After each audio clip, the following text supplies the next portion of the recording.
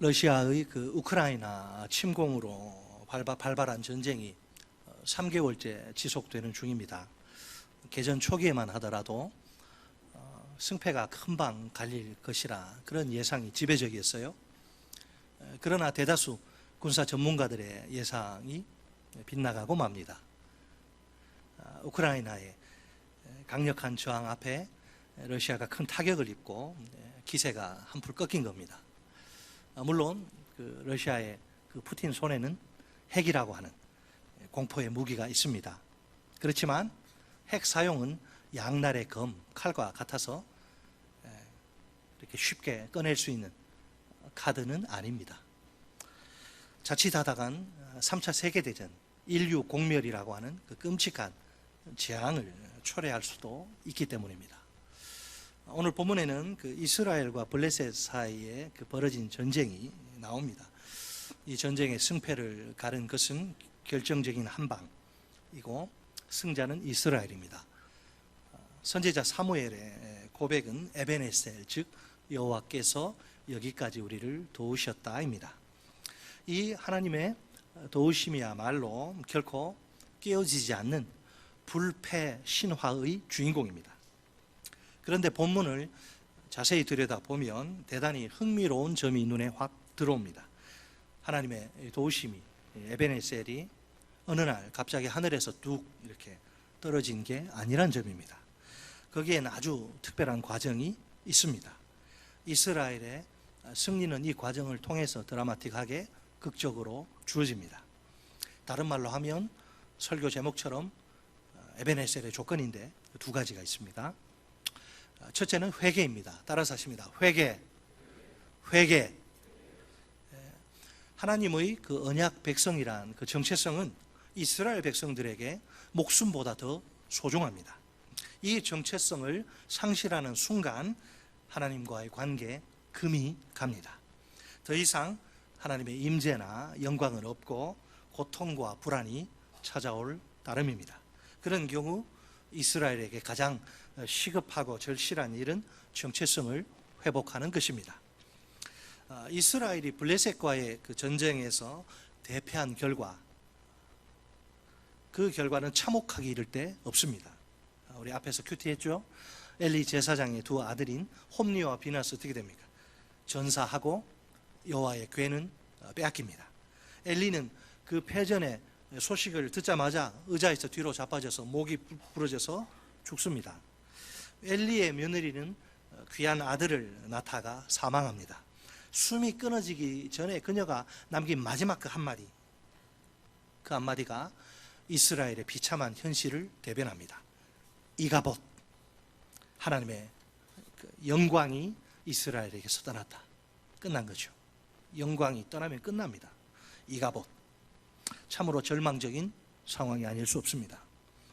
원래 하나님의 궤, 즉 언약궤는 이스라엘에게 대단히 중요한 성물입니다. 여호와와 이스라엘이 맺은 언약의 상징이요 여호와의 보좌의 상징입니다. 본문 1절로 2절을 보면 블레셋에게 빼앗겼던 이 여호와의 궤가 마침내 이스라엘로 돌아옵니다. 그러나 여호와의 영광이 완전히 이스라엘로 돌아온 것은 아닙니다. 언약궤가 이스라엘의 국가적 삶의 중심부로 들어오지 않은 것이 그 이유입니다. 20년 동안 저 변방 구석의 그 도시인 기럇 여아림에 머문 것이지요. 이것은 아직 여호와와 이스라엘의 관계가 온전히 회복되지 못한 증거이기도 합니다. 그런데 본문 3절에 따르면 갑자기 사무엘이 모습을 드러냅니다. 분명 4장부터 6장까지의 그 언약궤 스토리에 한 번도 등장하지 않던 그가 아닙니까? 3장의 그 부분은 사무엘이 여호와의 선지자로 사람들에게 인정받은 사실을 언급합니다. 이렇게 여호와의 선지자로 성장한 사무엘이 이제 7장부터 본격적인 사역을 펼치기 시작하는 거죠. 사무엘이 이렇게 보니까 이스라엘에게 시급한 것은 회개입니다. 그들은 어서 속히 여호와께로 돌아와야 합니다. 우리 다 같이 본문 3절 말씀을 한 목소리로 읽겠습니다. 3절 시작. 사무엘이 이스라엘 온 족속에게 말하여 이르되 만일 너희가 전심으로 여호와께 돌아오려거든 이방 신들과 아스다롯을 너희 중에서 제거하고 너희 마음을 여호와께로 향하여 그만을 섬기라. 그리하면 너희를 블레셋 사람의 손에서 건져내시리라. 아멘. 먼저 이스라엘은 반드시 이방 신들과 아스다롯을 버려야 합니다. 마음 한 구석에 이방 신들을 섬기면서 전심으로 하나님께 돌아올 수는 없습니다. 그것은 애초에 불가능한 일입니다. 누구든지 전심으로 여호와께 돌아오려면 마땅히 이방 신들을 다 내버려야 합니다. 그 다음에 이제 이스라엘 어떻게 해야 되죠? 마음을 여호와께로 향해야 합니다. 그저 단순히 마음을 여호와께로 향해야 한다, 그런 뜻이 아니에요. 향하여란 히브리어 단어는 견고히 세우다, 단단히 세우다라는 의미입니다. 그러니까 하나님을 향하여 그 마음을 단단히 또 견고히 세우라는 말입니다. 어떤 일이 있더라도 마음이 그냥 흔들림 없이 하나님께만 향하라는 겁니다. 마음을 하나님께로만 향하는 일에 아예 대못을 딱 박아 놓으라는 것입니다. 지금 이스라엘 온 족속은 온전한 마음으로 여호와께 돌아와야 합니다. 그러기 위해서는 꼭 이방 신들과 아스다롯을 없애버려야 합니다. 여호와께만 마음을 두고 그분만을 사랑하고 섬겨야 합니다. 그러면 여호와가 그들을 블레셋 사람의 손에서 건져 주실 것입니다. 사실 가나안 종교, 이 가나안 종교는 다신교이고 그 신자들은 자연의 힘을 인격화시켜서 숭배합니다. 대표적인 신 바알은 땅, 토지의 주입니다. 토지의 주. 바알은 이제 농사의 필수 불가결한 비를 주관하며 곡식과 포도주와 기름을 제공한다, 그렇게 생각합니다. 아스다롯은 바알의 아내인데 사랑과 다산의 여신입니다. 또한 가나안 종교는 성을 그 중심 내용으로 삼습니다. 계절의 봄, 여름, 가을, 겨울 계절의 순환도 토지의 신 바알과 아스다롯의 성적 결합으로 이루어진다고 믿습니다. 아울러 남녀의 성적 관계의 열매인 생명 탄생을 자연 세계에 연결시킵니다. 그러다 보니 남자 신과 여자 신의 성적 결합을 통해서 풍년이 온다고 해석합니다. 그래서 제사 의식에 참여한 자들은 성전의 그 창녀나 미동과 성적 행위를 일삼습니다. 진탕 먹고 마셔서 뚜껑이 완전히 그냥 어디 있는지 모를 정도로 취한 뒤에 광란의 댄스를 추면서 음행을 저지르는 것이죠. 신들이 성적으로 좀 결합하도록 자극을 주기 위해서입니다.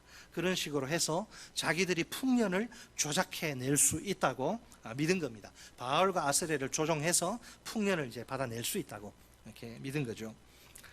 솔직히 바알 숭배와 아스타롯 숭배는 가나안 족속들에게 아주 민감한 현실적인 문제입니다. 간단하지 않아요. 안정과 번영이 약속된 상태고 본능적 만족과 성적 쾌락을 즐길 수 있기 때문입니다. 그런데 가나안 땅에 정착한 이제 이스라엘은, 가나안 땅에 이제 막 들어온 이스라엘은 한 가지 새로운 사실을 발견합니다. 이미 그곳에 먼저 와 살던, 정착하던 가나안 주민들 이렇게 사는 걸 들여다보니까 물질적 풍요와 그냥 번성을 누리는 거예요. 게다가 이 모든 축복이 바알 숭배 때문이라고 믿는 풍토가 그 땅에 만연합니다. 현재 새롭게 그 땅에 정착해 살아가야 할 이스라엘 백성들, 농사 지어 본 적도 유목민인데 농경 문화에 적응을 해야 된단 말이에요. 이게 보통 일이 아니죠.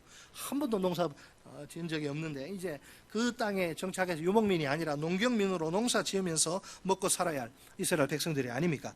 그들에게 그렇다면 이 바알 숭배는 거부하기 힘든 달콤한 유혹이 아닐 수 없습니다. 그들도 가나안 족속들처럼 물질적 풍요와 번영을 누리면서 살고 싶은 것이지요. 사실상 이것은 가나안 족속들이나 또 이스라엘 백성들에게만 국한된 문제는 아닙니다. 이 땅에서 세속적인 번영을 누리며 풍요롭게 잘 먹고 잘 살고 싶지 않은 사람 누가 있습니까? 나와보라 그러세요. 다 잘 먹고 잘 살기 원하지. 그러니까 이것은 모든 인간에게 거의 원초적인 본능이라고 할 수 있습니다. 안타깝게도 이스라엘은 그 유혹을 떨치지 못하고 바알 숭배 속에 빠지고 맙니다. 아무리 그렇다 해도, 그것이 아무리 원초적 본능이라 해도 이스라엘이나 우리는 그러면 안 돼요. 우리는 달라야 합니다. 이스라엘이나 우리는 참 신이신 하나님만을 섬겨야 할 그분의 언약 백성입니다. 우리는 뭐 십계명을 굳이 이야기하지 않더라도 우리는 여호와 외에는 다른 신들을 두지 말아야 합니다. 우리 곁을 다른 신들에게 넘겨주면 안 돼요. 그 어떤 우상도 만들지 말고 절하지 말며 섬기지 말아야 합니다. 그럼에도 불구하고 이스라엘은 여호와도 섬기고 가나안의 우상들도 섬깁니다. 우상들이 풍요와 다산을 보장한다는 그 소리에 혹하고 넘어가고 만 것입니다. 그만큼 세속적인 번영은 누구에게나 뿌리치기 힘든 유혹임에 틀림없습니다. 가난하게 힘들게 살고 싶은 사람 누가 있어요? 잘 먹고 잘 살고 싶지. 자, 그렇다고 해서 이스라엘이 하나님에 대한 신앙을 완전히 버린 것은 아닙니다. 여호와도 이게 표현이 좀 그렇지만 쓸모가 있거든요. 여호와는 이 전쟁 때에 써먹을 수 있어요. 전쟁 때 큰 도움이 되는 신이니까 필요합니다. 하지만 농경 생활을 위해선 여호와만 섬기는 걸로 부족합니다. 농경 사회에 최적화된 바알의 도움을 꼭 이게 받아야 돼요. 바알의 도움이 반드시 필요합니다. 가나안에서 농사 지으면서 잘 먹고 잘 살기 위해선 바알을 섬기는 게 훨씬 더 좋을지 모릅니다. 유익할지 모릅니다. 그러나 차마 이제까지 섬겨온 여호와를 버릴 수는 없으니 바알과 동시에 섬긴 겁니다. 어떤 면에서는 이스라엘 역시 가나안 족속들과 크게 다르지 않습니다. 그들에게도 자신들의 목적을 위해서 여호와를 조종하려는 마음이 있기 때문입니다. 그들이 당면한 과제는 블레셋과의 전쟁에서 승리하는 것이죠. 그래서 승리를 이제 보장받으려는 목적으로 언약궤를, 여호와의 임재의 상징이죠. 여호와 임재의 상징, 그 여호와 언약궤를 전쟁터에 이렇게 가지고 나갑니다. 전쟁터에 언약궤가 뭐가 필요합니까? 근데 여호와의 임재의 상징이니까 이거 들고 가면 이길 수 있을 것 같아요. 물론 이 언약궤 자체에 무슨 마술적인 힘이 있는 게 아닙니다. 이게 뭐 부적이 아니에요. 이거는 이스라엘이 언약궤를 앞세운 전투에서 맥없이 패배하고 말지 않습니까? 그러니까 언약궤가 그것만 있으면 그냥 자동적으로 그것이 하나님의 임재와 승리를 보장하는 게 아니에요. 다른 그 무엇보다 하나님을 향한 마음이, 이 하트가 결정적으로 중요합니다. 이스라엘의 마음이 온전해야 합니다. 그들에게 두 마음은 결코 용납이 되질 않습니다. 오직 하나님 한 분만을 사랑하고 섬기는 마음이어야 합니다. 이런 일편단심, 민들레, 해바라기, 이런 일편단심의 마음을 하나님이 기뻐 받으십니다.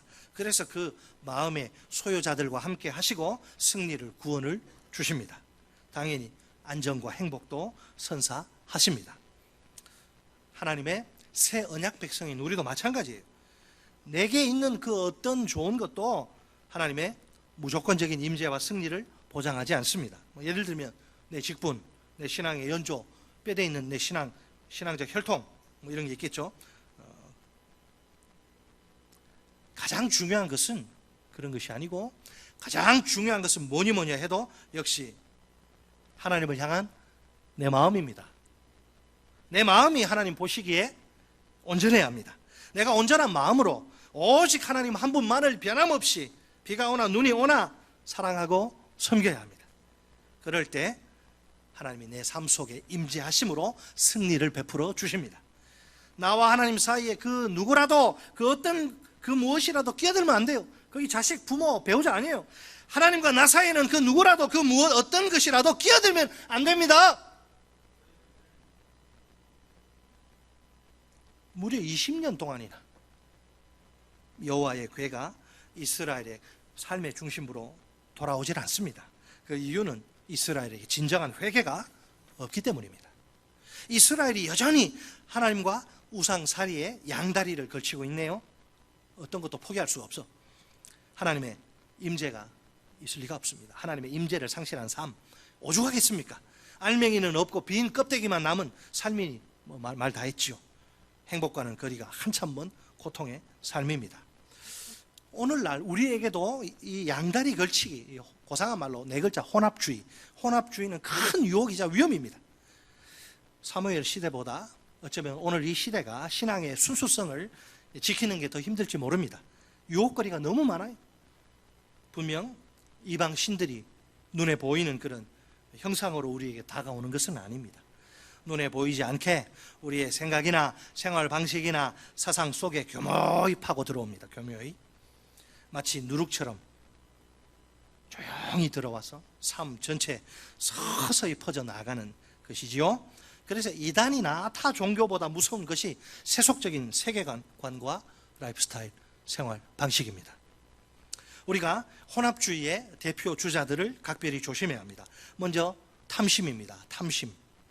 오죽하면 바울은 탐심을 가리켜서 우상 숭배라고 할까요? 여러분, 우상 숭배자들은 전부 지옥 갑니다. 계시록의 그 우상 숭배자 명단 보세요. 믿지 않는 자, 거짓말하는 자, 우상 숭배하는 자, 간음하는 자. 탐심을 세상의 우상 숭배와 동급으로 취급을 해요. 탐심의 쓰디쓴 열매가 뭐죠? 도통 절제를 모르는 과소비, 끊임없는 소유욕. 하나님 한 분만으로 만족 못하는 거예요. 뭐 자꾸 내 삶에 다른 걸 하나님 가지고는 내 허전해. 여전히 계속 뭘 채워 넣어야 됩니다. 유행 따라 사는 것도 제 멋이지만, 남모 장로님께서 하신 말씀이 부른 노래인데 제가 부를 수는 없고, 유행 따라 사는 것도 제 멋이지만 불필요한 지출을 막 해대는 거죠. 남들이 가진 좋은 거라면 필요도 없는데 그거 사지 않고는 못 베기는 겁니다. 소유하고 또 소유해서 만족을 누리려 하는 것이죠. 그래도 여전히 그렇게 해봤자 2%가 부족해서 허전한 속을 달랠 길이 없습니다. 속지 말아야 돼요. 탐심이 영혼의 만족을 주지 않습니다. 다음은 끊임없는 쾌락 추구. 내 영혼이 어떻게 되든 말든 내 육신이 편하고 기쁘고 즐거우면 육신에 엔조이하면 좋은 거예요. 육신의 기쁨과 즐거움을 누리기 위해서는 뭐 없나, 좀 쇼킹한 거 재밌는 거 없나, 무단히 기웃거리고 세상을 기웃거리고 애쓰는 거예요. 그러다 보면 갈수록 더 큰 자극을 원하게 됩니다. 그래도 원하는 만족은 없습니다. 속지 말아야 해요. 여러분, 쾌락이 우리 영혼에 만족을 주지 못해요. 깨어나면 허무하고 허탈합니다. 술, 뭐 많죠, 뭐 여러 가지. 그때뿐이지. 잠시. 바로 여러분, 제가 말씀드린 바로 이 모든 것이 또 다른 형태의 현대판 바알들과 아스타롯이에요. 그 정체가 뭐냐? 우리의 신앙을 점점 갉아먹는 암적 존재입니다. 하나님과의 관계, 빨간불이 들어오게 하고 금이 가게 하고 손상되게 만드는 우상입니다. 이렇게 우리가 하나님과 우상 사이에 양다리를 걸치는 것은 절대 금물입니다. 망하는 지름길, 죽는 지름길입니다. 망하는 지름길입니다. 솔직히 말해 봅시다. 그럼 뭐가 부족하세요? 뭐가 더 필요합니까? 우리는 하나님 한 분만으로 충분합니다. 하나님은 우리의 존재의 이유이자 목적입니다. 아니, 그분은 everything, 우리의 전부요, 모든 것이에요. 하나님 안에 참된 기쁨과 만족과 행복이 있습니다. 하나님 한 분만으로는 부족하다며 플러스 알파를 찾는 것이 우상 숭배의 본질입니다. 자, 그러면 사무엘의 그 회개 요청에 대해 이스라엘이 어떻게 반응합니까? 본문 4절. 자, 4절에 의하면 이스라엘은 그 요청에 순종으로 화답하지요. 마침내 그들은 끌어안고 섬기던 그 이방신 버리고 여호와만 섬기기로 합니다. 그동안 섬겨온 바알들과 아스다롯을 과감히 제거한 것이죠. 비로소 이스라엘이 여호와의 백성으로 개혁될 준비가 된 겁니다. 그들이 다시 언약 백성으로 새로워질 수 있는 계기가 마련된 것이죠. 사무엘은 얼마나 마음이 기쁘겠습니까? 사무엘은 새로운 헌신을 결심한 이스라엘을 위해서 특별 이벤트를, 특별 행사를 거행합니다. 그것은 바로 언약 체결 의식입니다. 일단 사무엘은 이스라엘을 미스바로 모이게 합니다. 그런 다음 거기에 모인 이스라엘을 향해서 무조건적인 회개를 촉구합니다. 우리식으로 표현하면 일종의 영적 대각성 집회를 개최한 것입니다. 우리 다 같이 본문 5절로 6절 말씀 한 목소리로 읽겠습니다. 5, 6절 시작. 사무엘이 이르되 온 이스라엘은 미스바로 모이라. 내가 너희를 위하여 여호와께 기도하리라 하매 그들이 미스바에 모여 물을 길어 여호와 앞에 붓고 그날 종일 금식하고 거기에서 이르되 우리가 여호와께 범죄하였나이다 하니라. 사무엘이 미스바에서 이스라엘 자손을 다스리니라. 아멘. 이 영적 대각성 집회는 대성공을 거둡니다. 이스라엘 백성들이 하나님 앞에서 철저히 회개한 것입니다.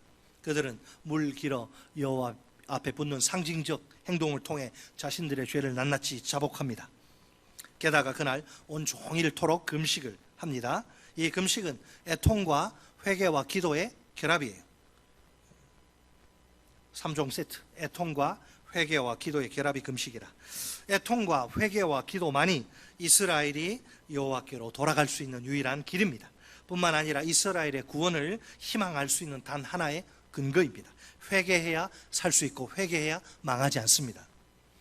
결국 하나님의 죄사함의 은혜가 온 이스라엘 위에 즉각적으로 부어집니다. 그들에게 비로소 영적 부흥이 찾아온 것입니다.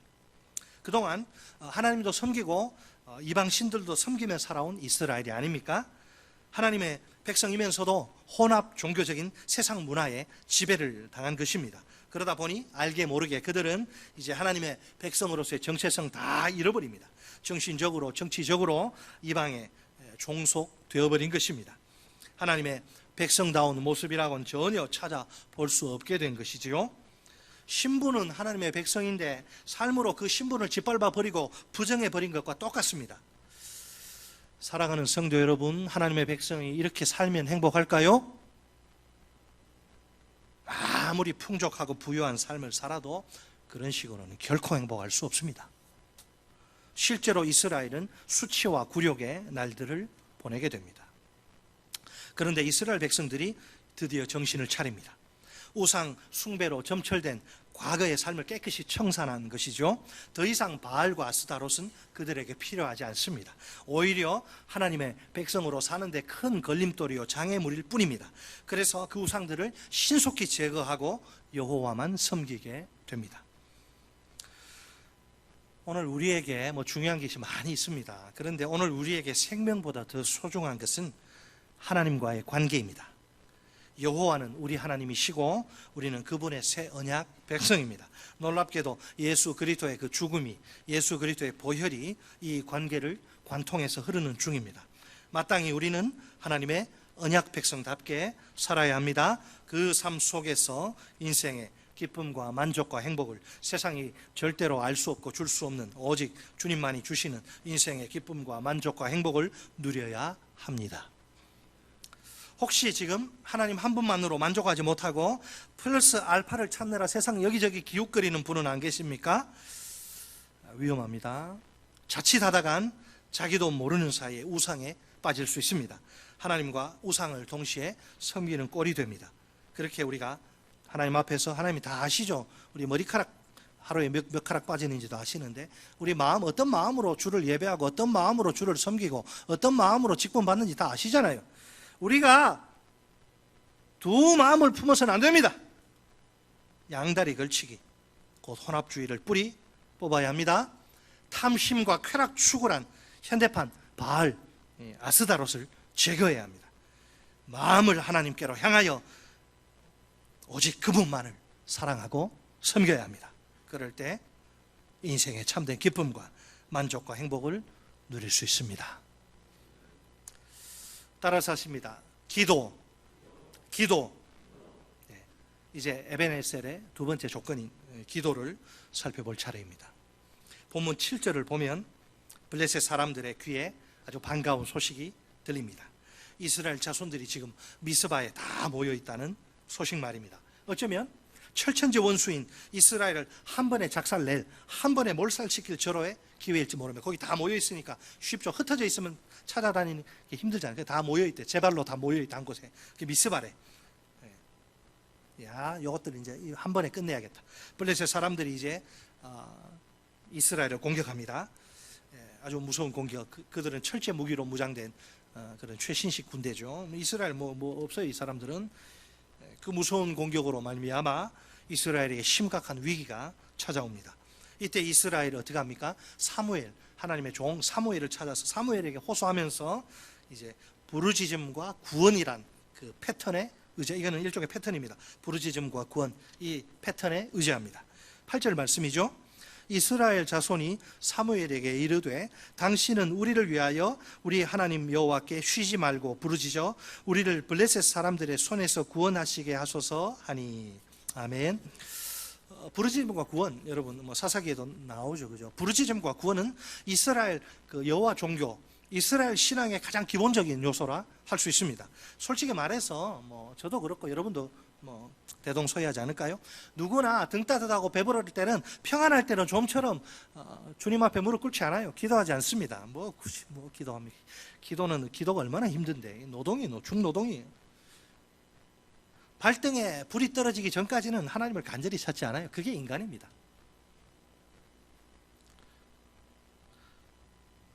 전부여 의지없어서 손들고옵니다.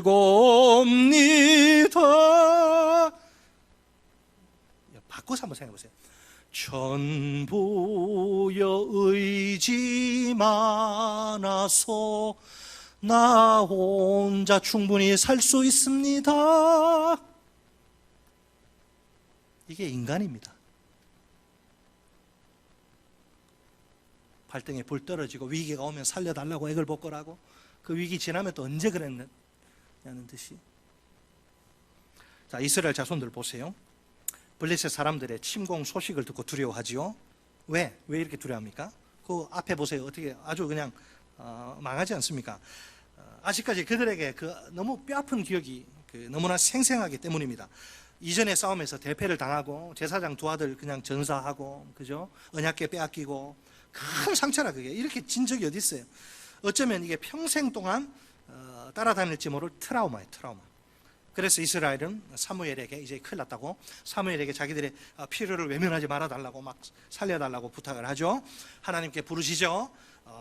이 답을 알고 있어요. 하나님께 부르짖어서 자신을 구원하게 해달라고 요청합니다. 이제야 그들은 자신들을 구원하실 분은 오직 여호와 한 분뿐이심을 인정합니다. 사무엘이 어떻게 합니까? 젖 먹는 어린 양 하나로 최상의 이 제물로 여호와께 온전한 번제를 이렇게 드립니다. 이스라엘을 위하여 여호와께 부르짖습니다. 우리 다 같이 보면 10절 말씀 한 목소리로 읽습니다. 10절 시작. 사무엘이 번제를 드릴 때에 블레셋 사람이 이스라엘과 싸우려고 가까이 오매 그날에 여호와께서 블레셋 사람에게 큰 우레를 발하여 그들을 어지럽게 하시니 그들이 이스라엘 앞에 패한지라. 아멘. 사무엘의 그 간절한 기도에 대한 하나님의 응답은 우레, 곧 천둥입니다. 천둥은 사무엘에서 이렇게 여러분 보시면 여호와의 무기로 이렇게 종종 등장합니다. 이 천둥은 여호와의 강력한 개입으로써 그 블레셋 사람들을 아주 혼란으로 몰아넣습니다. 정신을 못 차려요. 완전히 그냥 무방비 상태로 무장 해제를 시켜버려요. 따라서 블레셋 사람들 패배할 수밖에 없습니다. 여기에 우리의 주의를 끄는 사실이 하나 있습니다. 이 패하다로 패하다라는 의미로 사용된 히브리 동사가 4장 3절 상반절에서도 쓰인 적이 있습니다. 백성이 진영으로 돌아오매 이스라엘 장로들이 이르되 여호와께서 어찌하여 우리에게 오늘 블레셋 사람들 앞에 패하게 하셨는고. 아멘. 블레셋 사람들 앞에서 패배한 이스라엘입니다. 그렇다면 본문에서 우리는 또다시 역전의 하나님을 만납니다. 분명 전에는 이스라엘이 블레셋 사람들과의 그 전쟁에서 패배합니다. 하지만 이제는 7장에 오니까 정반대로 블레셋 사람들이 이스라엘에게 패배하고 맙니다. 이스라엘이 여호와가 동원하신 천둥을 통해 승리하게 된 것이죠. 상황이 완전히 역전되고 만 것입니다. 군사력을 놓고 이렇게 비교하면 절대 열세인 이스라엘이 아닙니까? 블레셋은 철제 무기로 무장한 강력한 군대입니다. 이스라엘은 뭐 될 수가 없죠. 애초에 이스라엘은 블레셋의 상대가 될 수 없습니다. 누가 보더라도 이거 뻔합니다. 이 이스라엘이 패배할 게 뻔합니다. 전투의 결과는, 뜻밖에도 전투의 결과는 180도로 예상을 180도 뒤엎을 정도로 충격적입니다. 절대 열세의 이스라엘이 절대 우세 블레셋과의 전쟁에서 승리한 것입니다. 이 승리의 비결은 하나밖에 없죠. 하늘의 천둥의 도움입니다. 하나님이 친히 개입하셔서 이스라엘 대신 싸워주시고 이스라엘에게 기적적인 승리를 선사하신 겁니다. 하나님이 사무엘의 부르짖음에 응답하십니다. 여러분, 이 응답의 기초는 뭐죠? 사랑이죠. 사랑. 하나님은 당신의 백성인 이스라엘 잘할 때나 못할 때나 미우나 고나 무척이나 사랑하십니다. 냉정하게 말하면 이스라엘은 하나님의 사랑을 받을 만한 자격이나 가치가 없습니다. 버림받아야 싸다 이렇게 말할 정도죠. 왜? 블레셋과의 전투에서 승리를 보장받으려고 언약궤를 앞세운 그들이 아닙니까? 하나님을 조종하려고 하는 이거 큰 죄거든요. 하나님을 자기 마음대로 이렇게 뭘 사용해가지고 컨트롤하려고 하는 거, 감히 언약궤로 하나님을 조종하려고 하다니요.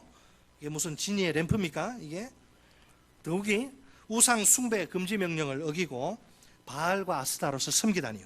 스스로 하나님의 언약 백성이란 신분을 가차없이 짓밟아버리고 포기한 것이나 다름없습니다.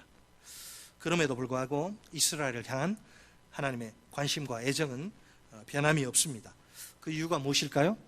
다 잘 알고 있잖아요.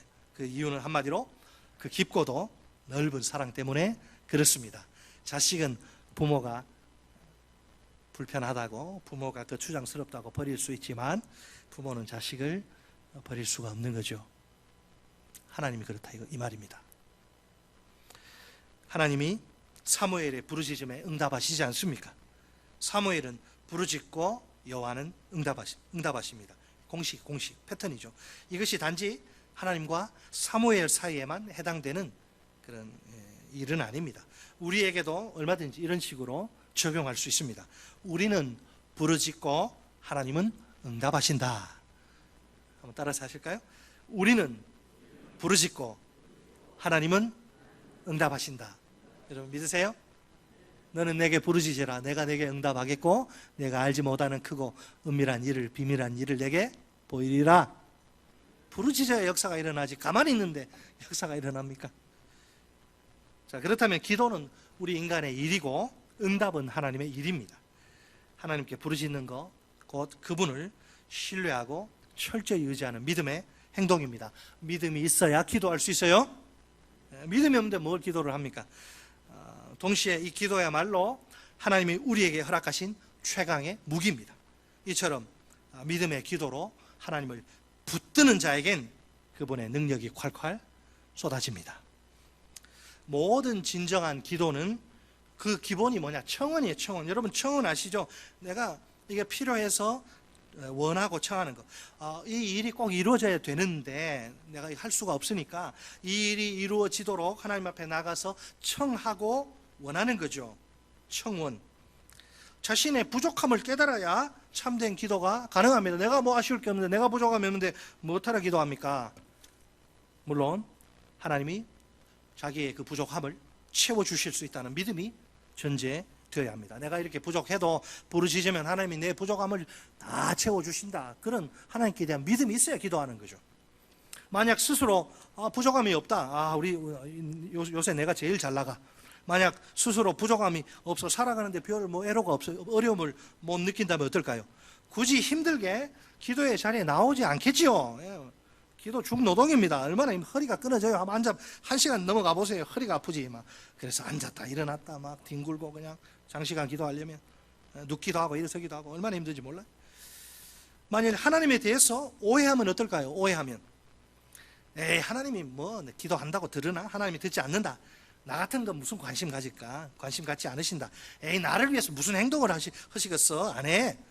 그렇게 안 한다고 믿는 거예요. 그런 경우에도 진정한 기도는 불가능합니다. 사실을 말하자면 우리는 하나님의 도움이 없이는 살 수 없는 연약한 존재입니다. 우리가 지금 이렇게 예배하는 게 왜 가능합니까? 주님이 우리 사지백체 5장 6부를 붙들고 계시고 이 호흡을 붙들고 계시기 때문에. 그죠? 여러분 죽음이 뭐예요? 호흡이 끊어지는 게 죽음 아닙니까? 호흡 붙들고 있어야 이렇게 살고 있어요. 지금 하나님의 분초 찰나도 우리 붙들지 않으면 우리는 다 죽습니다. 살 수 없어요. 근데 자기는 살 수 있다고 착각하는 거지. 나는 돈이 있고 명예가 있고 권력이 있다는 게. 하나님이 안 도와주시면 살 수 없으니까 하나님 앞에 밤낮 나와 부르짖어 기도하는 것입니다. 하나님은 기도를 통해 우리의 모든 부족함을 채워주십니다. 기도하면 돈도 주십니다. 믿습니까? 30만 원 필요했는데 정확히 주세요. 30만 원. 따라서 우리의 믿음의 삶에서 기도가 얼마나 중요한지 모릅니다. 기도의 깊은 맛을 알아야 신앙생활 제대로 멋지게 한다고 말할 수 있습니다. 아멘이 시원찮죠? 기도의 맛을 알아야 신앙생활 행복한 거예요. 그죠? 참 아멘 안 하죠? 예. 여러분, 블레셋 사람들에게 대승을 거둔 후 사무엘이 한 일이 하나 있어요. 한 가지 일을 합니다. 12절, 우리 12절 말씀 한 목소리로 읽겠습니다. 12절 시작. 사무엘이 돌을 취하여 미스바와 센 사이에 세워 이르되 여호와께서 여기까지 우리를 도우셨다 하고 그 이름을 에벤 에셀이라 하니라. 아멘. 예. 옛날 여러분 야곱이 베델에서 하나님을 만난 후에 너무 기뻐가지고 감격해서 돌을 세워서 이걸 잊지 않도록 기념하지 않습니까? 사무엘도 지금 이 엄청난 승리 앞에서 감격에 겨워서 돌을 가져다가 세워서 야 너희들 여호와의 승리를 잊으면 안 돼 기억하도록 하는 거죠. 그리고 그곳 이름을 에베네셀 즉 도움의 돌이라고 붙입니다. 여호와께서 여기까지 우리를 도우셨다. 이 사무엘의 말을 여러분 보세요. 이 말은 여호와께서 이스라엘에게 선사하신 역전의 승리를 잘 가리킵니다. 이처럼 사무엘이 돌을 세우는 것에는 분명한 의도가 있습니다. 이게 사무엘의 승리가 아닙니다. 이스라엘의 승리가 아닙니다. 여호와의 승리입니다. 이것을 이스라엘이 꼭 자자손손 기억할 필요가 있기 때문입니다. 본문 13절에 따르면 사무엘이 사는 날 동안 블레셋 사람을 막은 게 있는데 그게 사무엘이 아닙니다. 블레셋이 굴복하여 다시는 이스라엘 지역 안에 얼씬도 못하는 들어오지 못하게 된 것은 여호와의 손 때문입니다. 그 결과 이스라엘은 진정한 샬롬을 평화를 누리게 됩니다. 자 보세요. 사무엘상 4장부터 6장 그 언약궤 스토리에 등장한 여호와의 손. 블레셋 그 영토에 언약궤가 들어가니까 여호와의 손이 가만히 있지 않죠. 아주 그냥 작살내지 않습니까? 여기로 옮기면 여기를 작살내고 저기로 옮기면 저기를 그냥. 블레셋 영토에서 그 막강한 힘을 과시하던 여호와의 손이 아닙니까? 그 손이 이제는 블레셋 땅이 아니고 이스라엘 영토 안에서도 그 엄청난 파워를 드러내게 된 것입니다. 여호와의 그 무시무시한 손맛에 아주 블레셋 사람들 기절 초풍을 하는 거예요. 한 대 얻어맞으니까 살 수가 없어요. 그래서 그들은 이제 감히 이스라엘 영토 안에 들어올 엄두조차 내질 못합니다. 그뿐만 아니라 이스라엘은 블레셋 사람들에게 빼앗긴 땅들을 다시 찾게 됩니다. 여기까지 이스라엘을 도우신 에베네셀의 하나님이 지금도 살아계십니다. 이 에베네셀의 하나님이 여기까지 우리를 도우십니다. 앞으로도 계속 틀림없이 우리를 도우실 것입니다. 따라서 우리 인생 가운데 또 우리 교회에 어떤 고난이나 역경이 찾아와도 괜찮습니다. 관건이 뭐냐? 하나님과 우리의 릴레이션십, 관계. 우리가 하나님의 새 언약 백성답게 행하며 사는 것이 제일 중요합니다. 여기에 에베네셀의 두 가지 조건이 있습니다. 이 두 가지 조건을 굳게 붙읍시다. 첫째, 회개입니다. 회개. 우리는 하나님 한 분만으로 충분합니다. 하나님은 우리의 전부요 모든 것입니다. 그 어떤 플러스 알파도 필요 없습니다. 이제 우리가 전심으로 하나님께 돌아갑시다. 남은 인생 얼마일지 모르지만 내 인생의 그 모래시계 인생의 모래가 얼마나 남았는지 모르지만 남은 인생 동안 오직 하나님 한 분만을 사랑하고 섬깁시다. 양다리 걸치기 즉 혼합주의를 뿌리 뽑읍시다. 탐심과 쾌락 추구라는 현대판 바알과 아스다롯을 모조리 제거합시다. 오직 하나님 한 분만을 섬기는 삶 속에서 참된 기쁨과 만족과 행복을 누리시기를 바랍니다. 둘째, 기도입니다. 기도. 우리가 모든 고난과 역경을 극복할 수 있는 비결은 믿음의 기도입니다. 하나님의 개입을 불러오는 최강의 무기인 기도를 적극 사용합시다. 위기의 순간이 찾아온다 할지라도 우리가 조금도 두려워하지 맙시다. 그 대신 하나님께 믿음으로 간절히 부르짖어 기도합시다. 그럴 때 에베네셀에 하나님이 놀랍게 강력하게 역사하실 줄 믿습니다. 그 결과는 기적적인 도우심이요 승리와 구원입니다.